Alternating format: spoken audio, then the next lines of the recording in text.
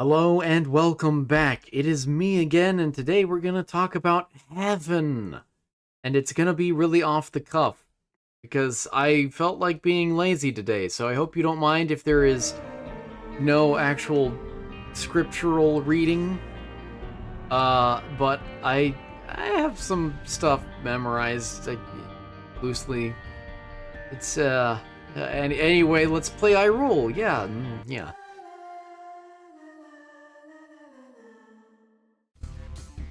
I wonder what this challenge is in reference to. As you can tell by the ladder item, it is clearly a reference to games with ladders. Bet you didn't consider that. And I'm going all the way to Megastan. Pingashton. That's a Pokemon. I know more Pokemon. Anyway, we're gonna talk about heaven today, which means tomorrow we're gonna talk about hail. Like HE double hockey sticks. Cover your ears if you don't want to hear me say that word multiple times. Wear earmuffs tomorrow. Anyway, sorry, I was gonna... I'm gradually drifting towards jokes that are not very great. Like, actually not very great. I can't open a chest with my boomerang. Absurd. Oh. But I can get some health. Very nice. So, heaven.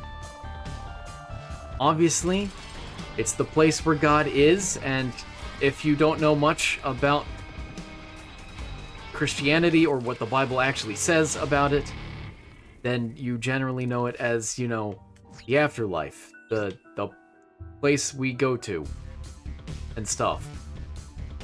But what specifically do you know about it, and more interestingly, what have various theologians throughout the ages determined about heaven?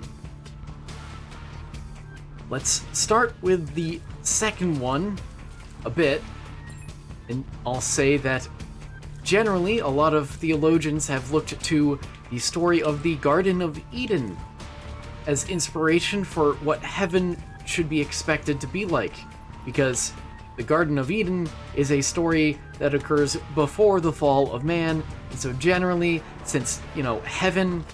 Ow. Uh-oh. Oh, that's one of them. Get over here. Yeah. And I have plenty of keys. Very nice, very nice. Generally, since heaven is, you know, without sin and, well... Okay, I said I wasn't going to get to scripture and what it says about heaven, but it does mention that there will be no tears to shed in heaven. That generally we can say that it is perhaps... Oh, great, thanks. And what are you? Cool, thanks. Ooh! Oh. Well... Maybe. Is that better? That might be better. I kinda don't want to get rid of the boomerang. Yeah, I'll keep the boomerang, you know. You know what, whatever. The boomerang is rechargeable. Thinking about the end goal here, fighting Mega Satan. It's probably better anyway, assuming I get absolutely nothing the entire rest of this run, which has a decent chance of happening, actually. So, yeah, anyway, theologians generally look to the Garden of Eden for inspiration on what heaven may be like. You'll get it. Yeah. Nice. What could I possibly get from angel or devil rooms that would help me.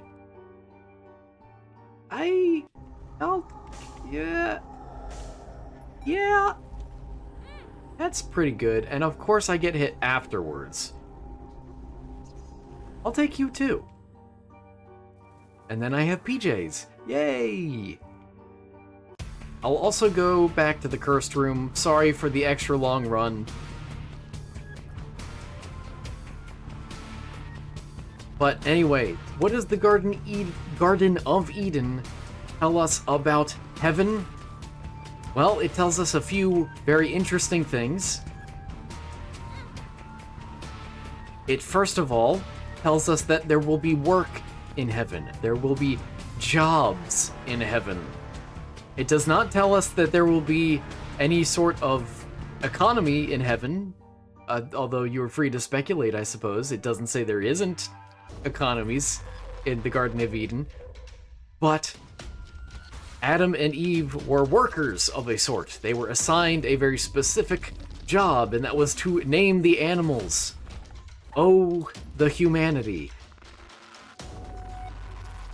And they were tasked so by God himself. So, scholars have generally agreed that work itself is not an evil or a sinful thing, nor is it necessarily, a sign or consequence of the fall of man or a fallen world or anything like that. Ow! Stop that. So perhaps there are some aspects of work as we know it today that are not very good, like being overworked, but that generally work itself is not necessarily a bad thing. And that's pretty cool. That's pretty neat, I guess. Because work can, even in this life, even in this world, be a good thing to some people. It can be pretty fulfilling. It can be a sort of purpose to some people. Not saying that that's always a good thing, but that for many people, it can be. But also, that doesn't mean that, like, your boss should keep you from, being able to spend your sick days at all, or vacation days, because they need you, even though it's illegal for them to withhold those things from you, and so they aren't technically withholding those things from you. They're just threatening to fire you if you were to, say, take a sick day or vacation days. Isn't America a beautiful country? By the way, I'm not actually talking about my own experiences in the workforce, thankfully, but I am talking about a friend's. And all of us keep telling him, you need a new job. We repeatedly tell him that all the time, and he's like, yeah, I know. And then he goes back to work. And then he works overtime on weekends because his boss is like, hey, I'm gonna need you in. And it's like, cool, can I get overtime? And his boss is like, no, because we don't have we don't have enough hours allocated on our project for any overtime pay. But we still need you in, and we still need you working. And it's like, he just kind of goes okay and then gets to work, and the rest of us are like, dude, isn't that illegal? Isn't that actually illegal? Isn't, like, if you're being forced to work, doesn't that mean that if you're being forced to work on overtime past the 40 hours, then, like, isn't that overtime pay? Anyway, that's enough about rambling about a friend and his unfortunate situation. But again, the good sides of work, there are good sides of work, and heaven, again, is expected to have some amount of work in it. Some people can certainly find work very relaxing and fulfilling, and ow!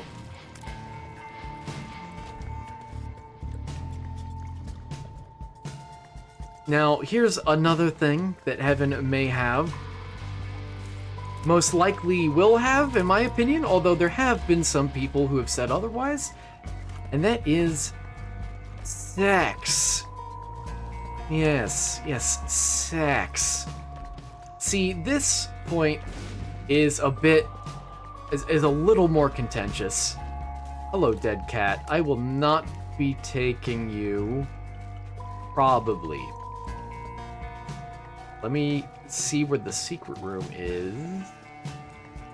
It could be several places. Never mind. It can be 2 places. But not at once. It can be 1 place because I forgot about that bomb in the other room.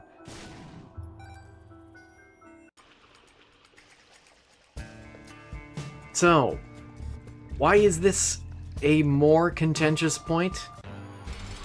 Whoa! Let's... Oh, I missed. I finally had the thought to use my boomerang on a boss to paralyze him. I missed.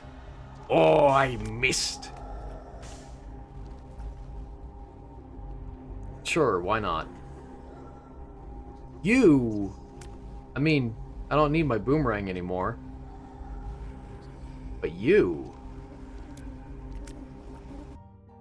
I think I just cheesed the Mega Satan fight a bit by having a ranged weapon now.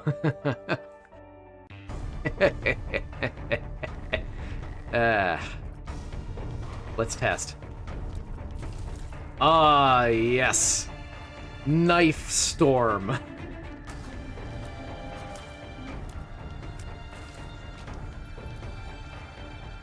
Sweet. Okay, anyway, so why is this a more contentious point? Because, well, Jesus himself gave an ambiguous answer to something related that ended up telling people a bit about relations in heaven. Yeah, I'll use it. Why not? Ah, okay. Good. I'm good. I'm fine. Oh, my shadow came out. Happy Pride Month, everyone. That offensive? Maybe. Maybe. It's not Pride Month yet, though. Which means it should safely fall in the realm of humor. So, I believe it was the Sadducees who asked Jesus the question, the hypothetical, or it's not really posed as a hypothetical, at least in the way they talk about it, but I'll call it a hypothetical because it basically was. Jesus has posed the hypothetical that there was a woman who had 7 different husbands, and she then dies and then is resurrected in the resurrection. And the question is asked, whose husband will she be? And it's important to note that the Sadducees were the ones asking this question because the Sadducees famously or infamously did not believe in bodily resurrections at all. Why am I... Oh, I keep expecting the knife storm all the time. Even though it's just the what's it called? Not brimstone. Sulfur. I need to actually use the sulfur item to get those again. Get down here. Thank you, my shadow. Shadow, my shadow. Captain, my captain. Necropolis 1, that is fine. I bloat. Ha ha ha ha. Aww.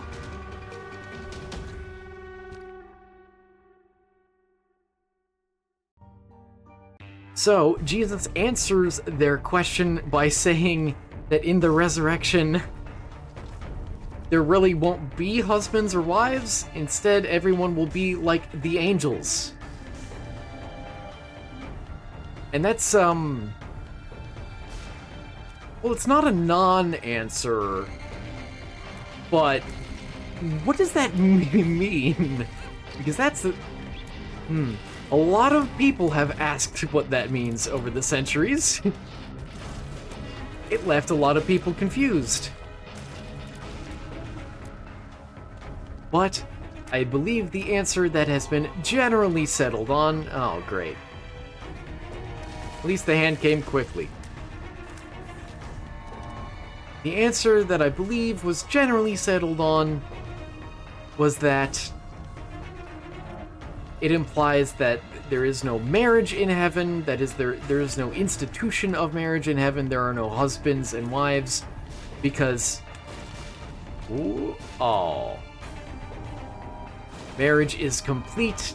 Marriage is between Christ and the church. In the end times, in the book of Revelation. Oh, it's Krampus. Can I get a lump of coal at least? Of course not. Of course not.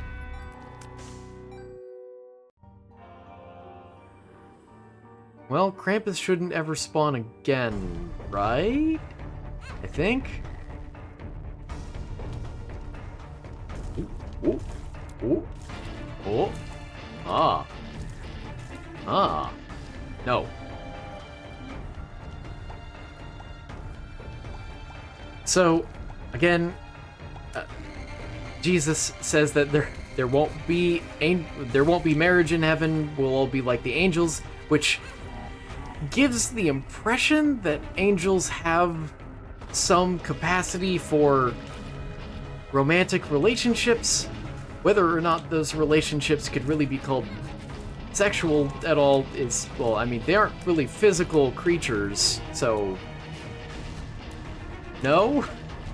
Although, I say that, and then I recall that the angels did take human wives in the book of Genesis to create the Nephilim.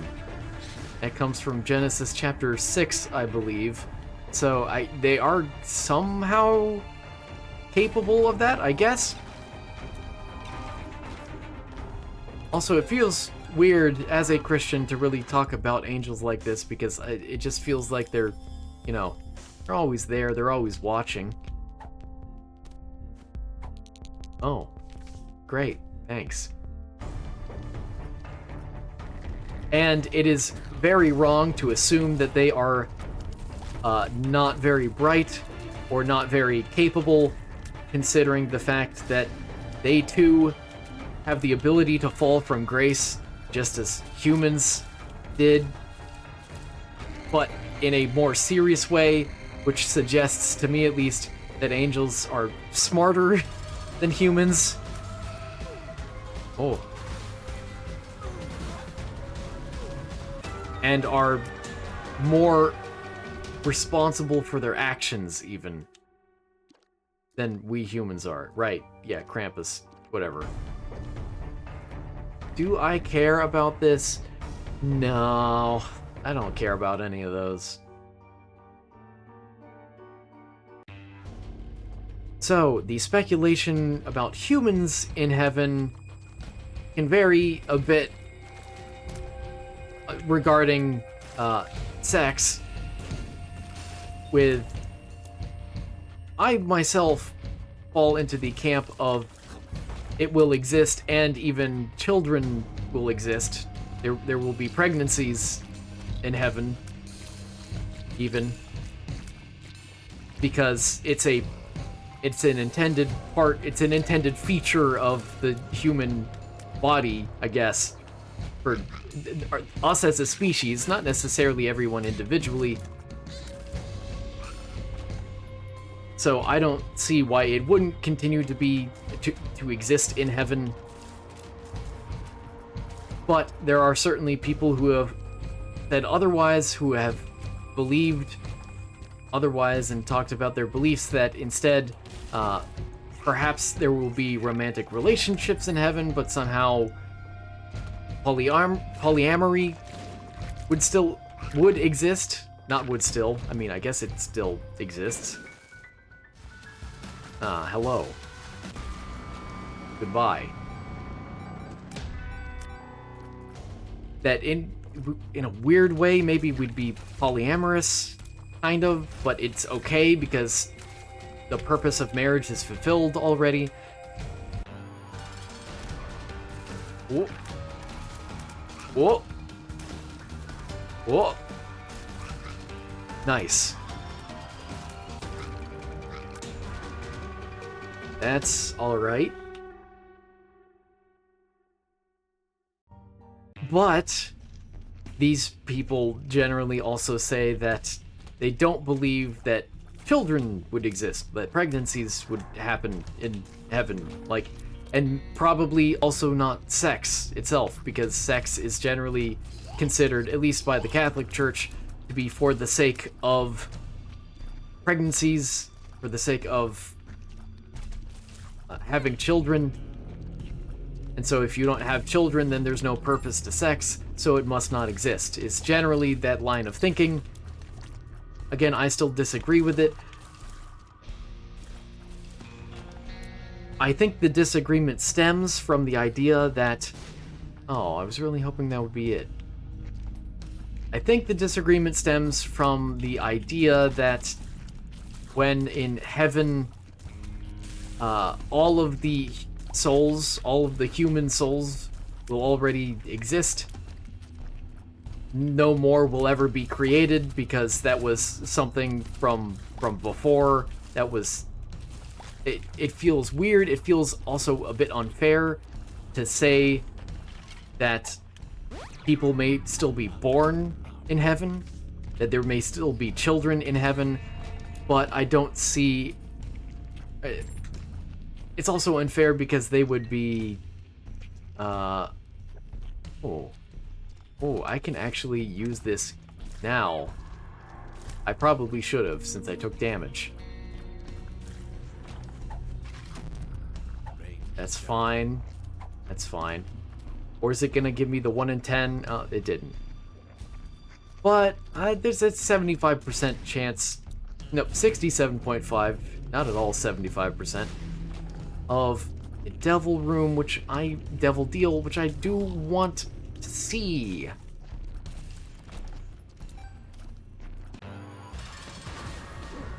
Oh, not a fan of these guys, ever.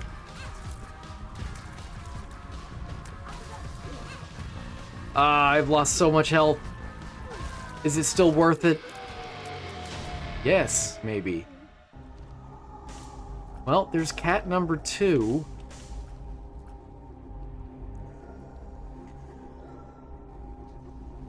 I don't think it was worth it. I'll be real with you. I'm regretting it now.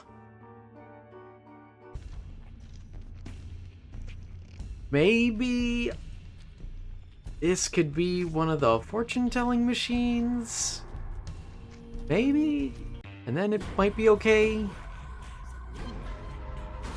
Oh! It is. Well, time to farm. Cancer.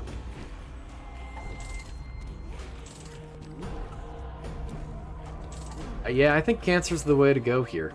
Cancer is, as always, a solid item because it breaks your tier limit, your fire rate cap.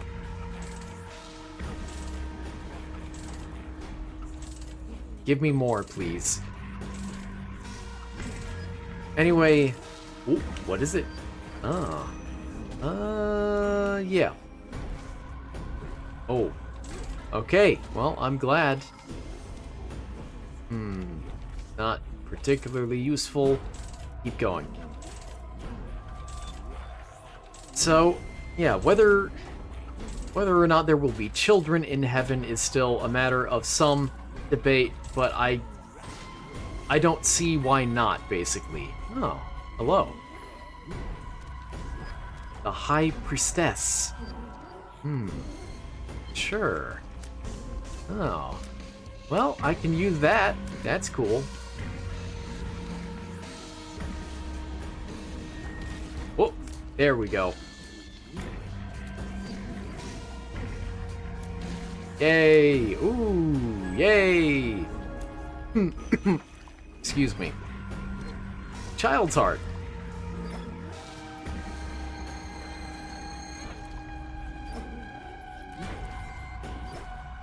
Well, I mean, wasn't really expecting much. But, you know, I was hoping, of course, for the blood bag item, because that's a great item, but, oh well.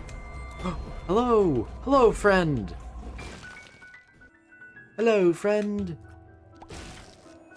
Ooh. Get out of there.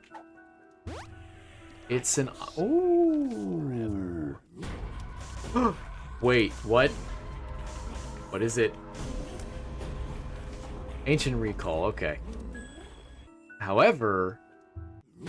Black Rune...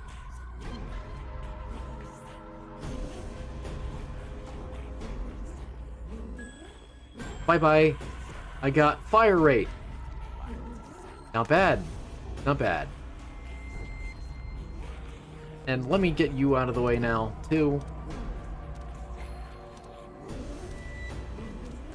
So, let's see. I've talked about jobs. No! Oh. Thank you. I've talked about jobs. I've talked about recall. Children.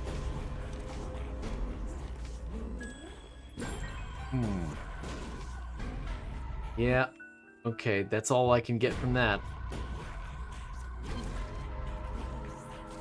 Of course, I have yet to talk about the actual description of heaven, and although the Bible does have a few passages on that sort of thing, and I will try my best to recall it as well, recall what some of those passages are and where to find them. Oh. Ooh. Wow. Yay. Do keep in mind that most of those passages, if not all of them, actually, I'm just gonna say all of them, in fact, are very metaphorical. They're symbolic. They aren't to be taken super literally, probably. Can you give me some... Oh, another judgment? Well, I'm not gonna invest in him. Hey, alright. Nothing. Well, this guy's my sacrifice. One more penny. Strength. Not bad, not bad. Oh, and let me use that. Of course, of course.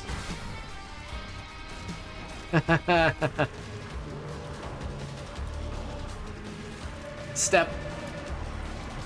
Stop that. Stop. No lasers. No lasers. So there are a few places in, I want to say,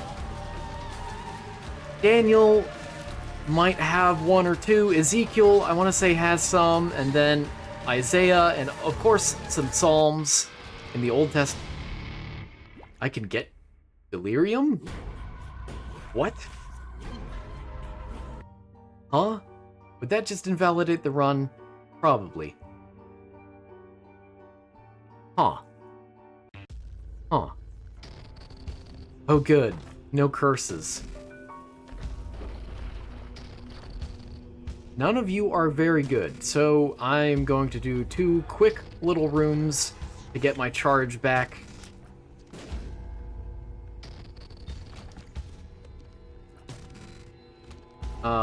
Not you. At least, yeah, it's easy to block that one. Good.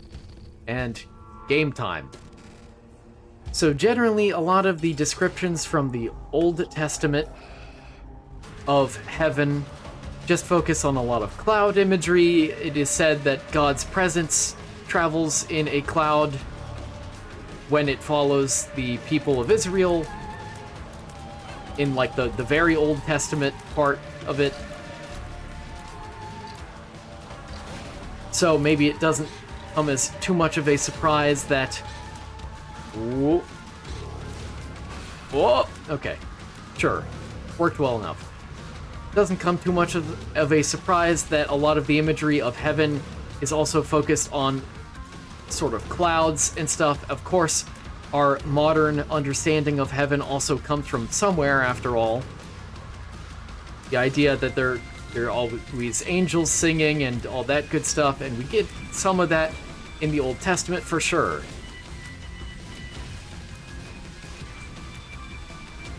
But it is mainly the New Testament, particularly the Book of Revelations, where we get some of the most vivid descriptions of heaven, the pearly gates and all of that, and people from every tribe and tongue and nation worshiping God together.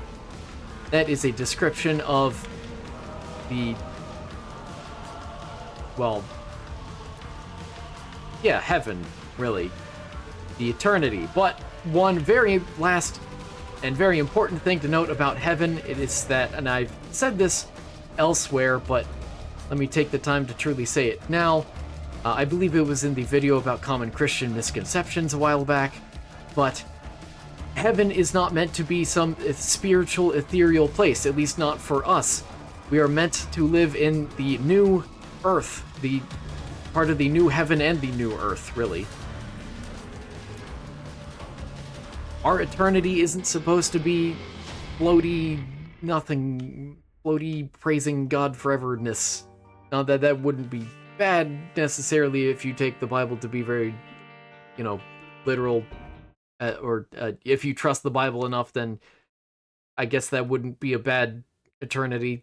But more than that, again, heaven is supposed to look like Earth, but Earth has fallen, and God has yet to redeem the entirety of Earth. Is, let's say, a very bird's eye view of the Book of Revelations. Revelation. Whatever. Singular, plural, doesn't really matter. So, yeah, heaven is supposed to look like Earth. The eternity that's waiting for us is meant to look and feel kind of like our lives do now, but perfect, without sadness, without anger, without sin. In some ways, that's very difficult to imagine, and in other ways, maybe it's a lot closer than we realize. But anyway, that's enough for today. Thank you so much for watching. I hope you enjoyed. I hope you learned something, and I hope you're ready to talk about hell tomorrow. With 2 L's. Take care.